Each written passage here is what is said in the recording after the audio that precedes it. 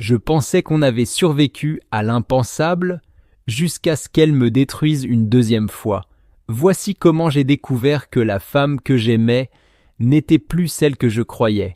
Ma femme, 31 ans, et moi, 31 ans, sommes ensemble depuis 10 ans.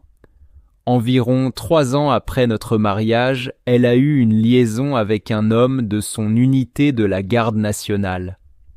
Ça m'a anéanti, mais j'ai choisi de lui pardonner. Nous étions jeunes et je ne voulais pas être ce type qui divorce si tôt. Alors on a tourné la page et on s'est concentré sur nos carrières. Puis en juin dernier, elle m'a avoué avoir eu une deuxième liaison. Mais le pire, c'est que cette trahison avait eu lieu 2 ans avant sa confession. Elle me l'avait caché tout ce temps. Et là, quelque chose a basculé en moi. J'ai su immédiatement que je voulais divorcer. Il était évident qu'elle n'était pas capable de rester fidèle.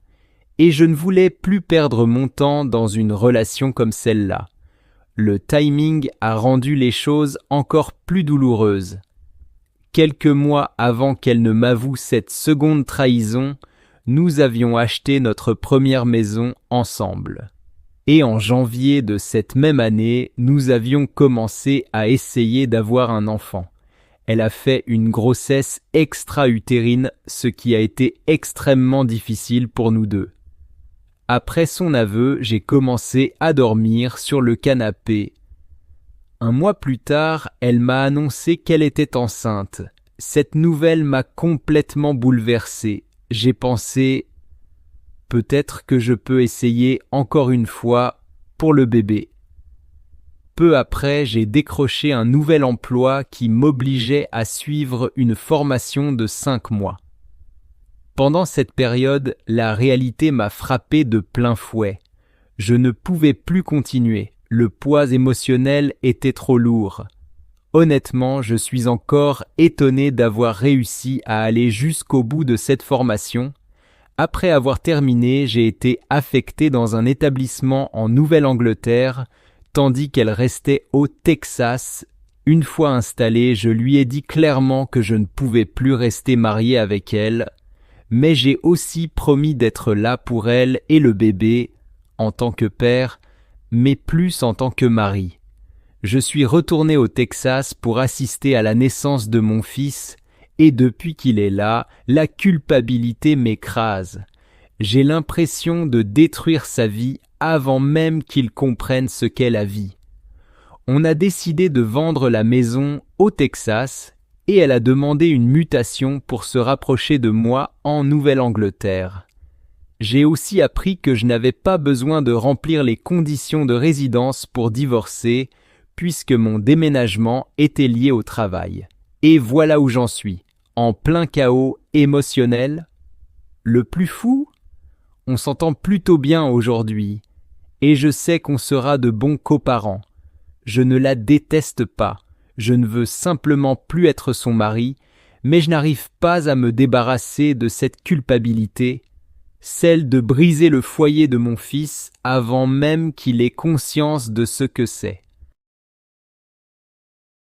Le jour de notre 19e Saint-Valentin, je croyais avoir tout.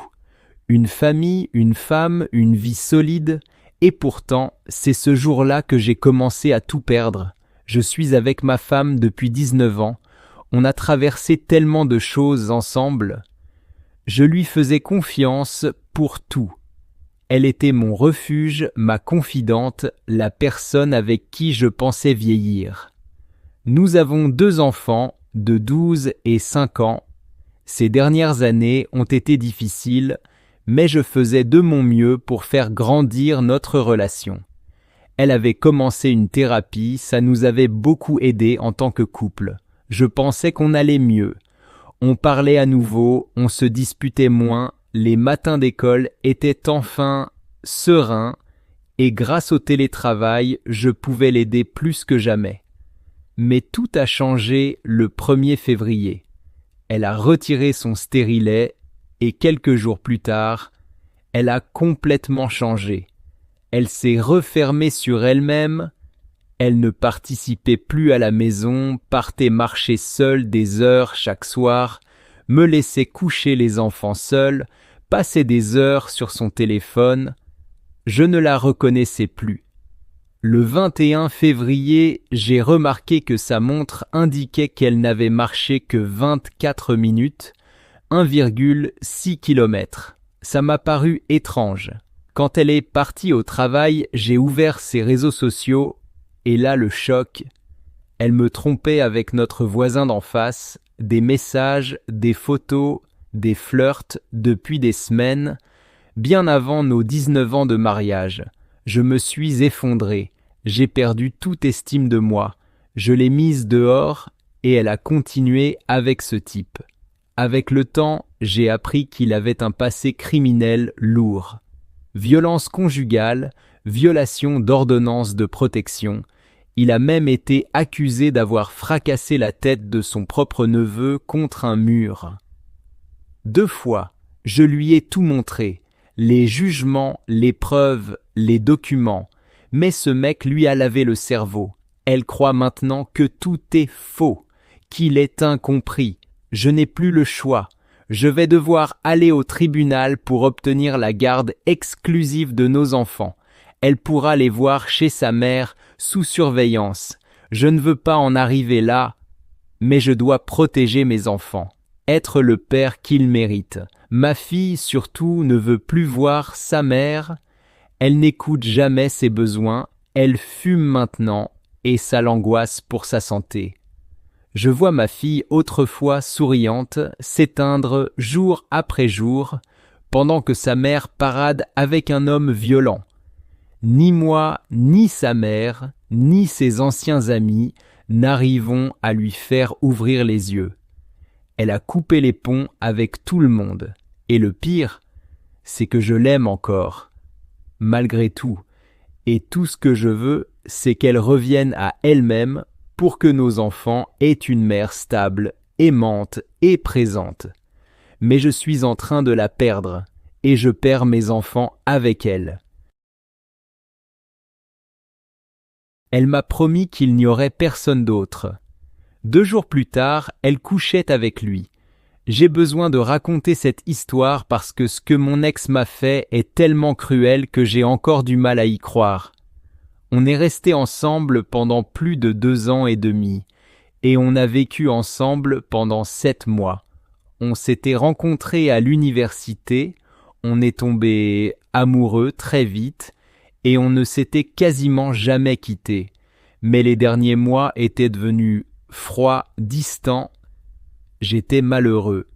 J'ai fini par lui en parler et ça a mené à ce qu'on a appelé une rupture mutuelle, mais la vérité, ce n'était pas mutuel. Quand on a eu cette première discussion, je ne voulais pas rompre. Moi, je voulais me battre pour nous. C'est elle qui ne savait pas ce qu'elle voulait. Alors je lui ai laissé de l'espace, du temps pour réfléchir. J'ai quitté l'appart pendant 1 semaine, sans contact, et pendant 7 semaines, j'étais brisé. Quand je suis revenu, on a reparlé. Elle m'a dit que son amour pour moi avait changé, qu'elle me voyait plus comme un ami que comme un partenaire. J'aurais dû partir à ce moment-là, mais je suis resté, et c'est moi qui ai dû, au final, prendre la décision de rompre. Le moment le plus douloureux de ma vie. Après la rupture, ça se passait plutôt bien. On vivait encore ensemble, on se respectait, on parlait, on s'aidait.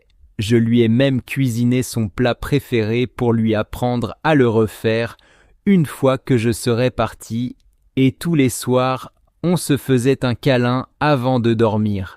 C'était elle qui l'initiait, presque tous les soirs. Elle me jurait qu'elle ne passerait pas à autre chose rapidement, qu'elle ne pourrait jamais me faire ça, qu'elle voulait se retrouver elle-même. Mensonge. Elle me trompait depuis 1 mois. Elle dit que ce n'était pas physique avant la rupture, donc que ce n'est pas de la tromperie. Mais les messages, les sextos, les rendez-vous secrets avec un mec qu'elle a rencontré en cours, c'était de la trahison. Et tu veux savoir le pire ? le premier livre érotique qu'elle lui a offert pour flirter avec lui. C'est moi qui lui avais offert à Noël. J'ai découvert la vérité à cause d'un simple pressentiment. Elle m'a dit un soir qu'elle allait chez une amie, qu'elle dormirait peut-être là-bas, mais elle s'est faite trop belle, s'est parfumée, a pris une petite sacoche, elle, la reine du suremballage. Et surtout, le sextoy que je lui avais offert pour la Saint-Valentin avait disparu de sa table de nuit. Mon cœur s'est effondré, j'ai craqué. J'ai pris son iPad, je n'avais jamais fait ça en 3 ans. Et là, tout était là. Des semaines de messages cochons, de mensonges, et la confirmation qu'elle allait se faire baiser ce soir-là. Je l'ai appelée, elle a nié. Alors j'ai raccroché, j'ai explosé de colère, dit des choses que je regrette, mais elle méritait de les entendre. Elle continue de dire que ce n'était pas de la tromperie, que mentir c'était pour me protéger. La manipulation, le gaslighting, les promesses brisées, les 3 dernières semaines avec elle étaient un mensonge total. Et moi, je suis encore là à ramasser les morceaux. Elle m'a trahi avec un garçon de 20 ans de moins, et ce n'était que le début. Mon ex-femme m'a trompé avec un jeune homme dans la vingtaine, alors qu'elle avait la quarantaine. Elle l'a rencontré dans un avion, sur le vol de retour, après une visite chez ses parents. Ils étaient assis côte à côte, ont discuté et échangé leurs numéros. Apparemment, leurs parents faisaient partie du même cercle social, c'est ce qui a créé un lien entre eux. Ils venaient d'être diplômés de notre ville natale et se rendaient dans la grande ville où nous vivions pour un stage. Je l'ai rencontré à l'aéroport en venant chercher ma femme. Elle m'a dit que c'était un jeune homme bien et que ce serait sympa de notre part de l'aider à ne pas se sentir seul dans une grande ville. Alors c'est ce que nous avons fait. Nous l'invitions à déjeuner ou à dîner les week-ends, nous l'emmenions à la plage avec nos enfants, parfois ma femme allait faire du shopping avec lui ou voir un film que je n'aimais pas. Quelquefois, elle l'emmenait à des fêtes chez ses amis. Je restais à la maison avec les enfants et j'étais sincèrement reconnaissant de ne pas avoir à perdre mon temps avec des gens que je n'aimais pas. Il semblait réservé, pas très bavard. Je ne me suis jamais posé de questions. Ce que j'ignorais, c'est qu'ils couchaient ensemble dès qu'ils en avaient l'occasion. 6 mois ont passé, son stage s'est terminé et il est retourné dans sa ville d'origine. Je pensais que je ne le reverrais plus jamais. Ce que je ne savais pas, c'est qu'ils sont restés en contact. Le jeune homme était tombé amoureux, persuadé qu'un jour il aurait sa chance avec ma femme. Quelques années ont passé. Nous avons divorcé pour des raisons autres que l'infidélité. Si vous avez déjà vécu avec une personne narcissique, vous comprendrez. Je n'avais aucune idée de ces tromperies à l'époque. Ce n'est qu'après notre divorce, grâce à certains amis, que j'ai découvert l'ampleur de la trahison. Elle était une manipulatrice hors pair et couvrait parfaitement ses traces, pendant que j'étais d'une naïveté affligeante. Je croyais tout ce qu'elle me disait. L'unique erreur qu'elle a commise, si c'en était une, fut de se vanter auprès de ses copines des avantages d'avoir un toy boy 20 ans plus jeune. L'une d'elles m'a tout raconté. Après notre divorce, ce garçon a intensifié ses tentatives pour reconquérir ma femme, pensant que son heure était venue. Elle a dû le rejeter car par vengeance, il m'a envoyé un email avec ses nudes.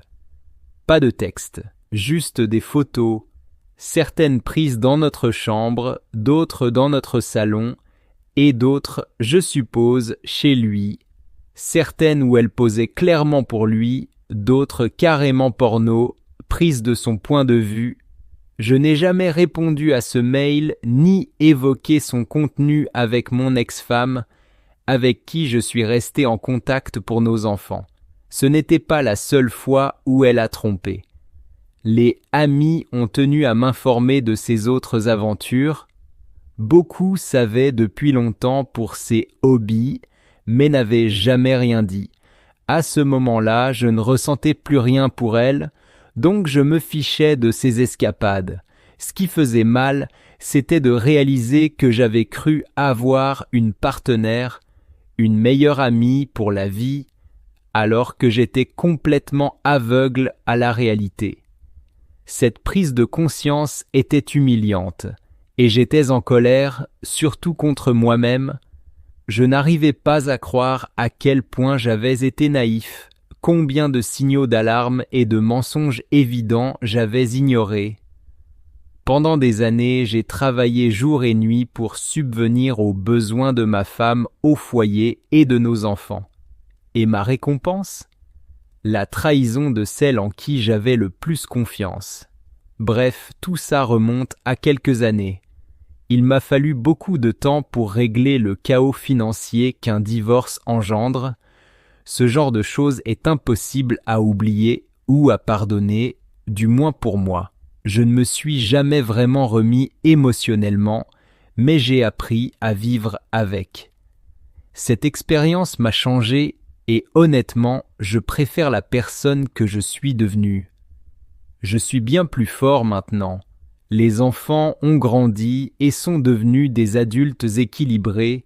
Ils sont restés proches de moi, mais pas de leur mère. Je suis resté célibataire. Je n'ai plus jamais pu faire confiance à une autre femme. Les amis continuent de me tenir au courant des aventures actuelles de mon ex-femme. Ils ne sauront jamais à quel point je m'en fiche. Peut-être que ça leur donne une impression de supériorité dans leur réussite de vie de famille. En réalité, ils m'ont aidé à comprendre qui sont mes vrais amis. Quant à elle, elle a continué ses habitudes. Un partenaire principal, mais des relations en parallèle. Probablement que ses compagnons étaient au courant et que ça ne les dérangeait pas. Le jeune homme a déménagé dans une autre ville, mais j'ai entendu dire qu'il se retrouve à chaque fois qu'il est en ville. Il a été question de plan à trois, puis on m'a dit qu'elle était bisexuelle. Finalement, ce n'est pas seulement une narcissique, mais une nymphomane aussi. La dernière chose que j'ai apprise, pas par elle, mais par une de ses amies, c'est qu'elle aurait été diagnostiquée avec un trouble de la personnalité borderline, TPB. Elle m'a quitté pour son ami gay. Aujourd'hui, elle élève seule son enfant pendant que je vis la plus belle histoire d'amour de ma vie. J'ai rencontré mon ex-petite amie au collège. Des amis m'ont dit qu'elle avait un faible pour moi en secret. Et avec le temps, j'ai commencé à ressentir la même chose. On a fini par sortir ensemble. Notre relation a duré 6 ans, durant lesquels j'ai été constamment moqué parce que je sortais avec elle. On me répétait qu'elle me trompait, mais j'étais trop jeune, trop naïf pour croire à tout ça. On s'est séparés une fois au lycée, mais une semaine plus tard, on s'est remis ensemble. Ensuite, on a continué à sortir ensemble pendant encore 3 ans, jusqu'à environ 1 an après qu'elle ait obtenu son diplôme. Elle était 1 année en dessous de moi. Je l'aimais vraiment. Je pensais qu'elle allait devenir ma femme, la mère de mes enfants, celle avec qui je construirais ma vie. Mais environ 1 an avant notre rupture, elle m'a présenté son ami gay, Léo, qui, comme par hasard, était de la même origine ethnique qu'elle. Moi, je ne l'étais pas. On m'a dit qu'il était gay, donc je n'y ai pas trop prêté attention. En plus, drôle de coïncidence, lui et moi partagions la même date de naissance à 1 an près. Ça rendait nos anniversaires encore plus spéciaux. 1 mois avant nos anniversaires, elle m'annonce qu'elle part passer le week-end à Chicago avec ses cousines. C'est à quelques heures de route, donc je n'ai pas trouvé ça bizarre. Elle m'a dit qu'elle avait besoin d'un peu de temps entre filles, de faire une pause. Rien d'alarmant. Sa famille et elle vont souvent à Chicago. Pour moi, c'était juste un week-end ordinaire où elle allait s'amuser avec ses proches. Mais ce dimanche soir-là, je n'avais eu aucun message d'elle. Je l'ai appelée, pas de réponse.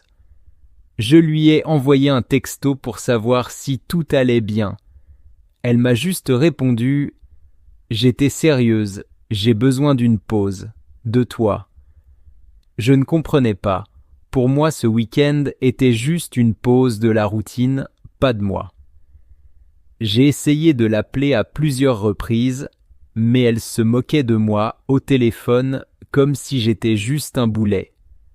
À ce moment-là, on était ensemble depuis 6 ans. C'était un choc. J'étais bouleversé.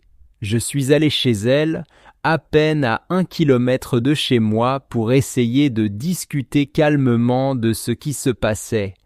Elle m'a largué, m'a renvoyé chez moi et a même contacté mes parents pour leur dire que j'étais suicidaire sans raison. J'étais anéanti. Mais elle m'a rassuré en disant qu'elle avait juste besoin de temps, qu'on se remettrait ensemble plus tard. Quelques semaines plus tard, alors que je faisais des courses à Walmart, je vois sa voiture garée juste à côté de celle de son fameux ami gay. J'ai pété un câble, je l'ai appelé, furieux, exigeant des explications. Elle m'a répondu froidement « On n'est plus ensemble ». J'ai passé des mois à pleurer tous les soirs, comment la fille de mes rêves, celle que j'aimais de tout mon cœur, avec qui j'avais une relation parfaite, avait-elle pu faire ça? Et le pire, je finis par découvrir que son ami gay n'a jamais été gay. Elle couchait avec lui pendant qu'on était encore ensemble. J'ai eu l'impression qu'on m'arrachait le cœur. Je me suis senti vide. Comme si la vie avait perdu toutes ses couleurs, un peu comme Riley dans Vice Versa, quand elle perd ses souvenirs essentiels et devient complètement déconnectée. J'avais l'impression que je ne pourrais plus jamais faire confiance à quelqu'un. 1 an et demi plus tard, elle était toujours en couple avec ce type, et elle était enceinte, à 19 ans. Et aujourd'hui, ce mec, le fameux ami gay, l'a trompée et l'a quittée. Elle est seule, mère célibataire, sans emploi, sans amis, sans homme. Elle a essayé de contacter ma famille. Elle a même fait des TikTok en parlant de moi pour essayer de me récupérer. Mais trop tard. Aujourd'hui, je suis en couple depuis 1 an avec une fille incroyable que j'aime plus que tout. Notre relation est parfaite. Je ne sais pas si c'est le destin, Dieu ou l'univers qui a entendu mes prières, mais une chose est sûre, le karma, c'est une sacrée garce, et tout ce que je viens de raconter, c'est 100% vrai.